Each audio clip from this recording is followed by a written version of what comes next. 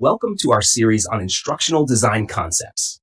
Whether you're a teacher, trainer, or e-learning developer, grasping these concepts is essential for creating effective learning experiences.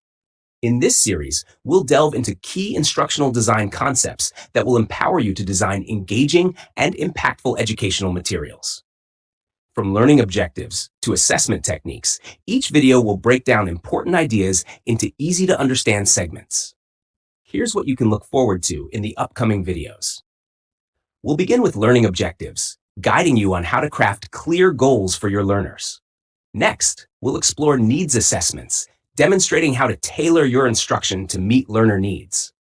Then, we'll cover instructional strategies, examining various methods for delivering content effectively. We'll also investigate learning theories and how they inform your design choices.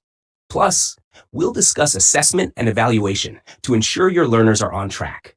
And there's much more, including tips on engagement techniques and accessibility in design. I encourage you to engage with the content.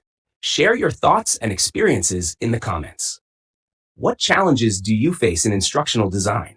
Let's learn together and build a community of effective educators and trainers.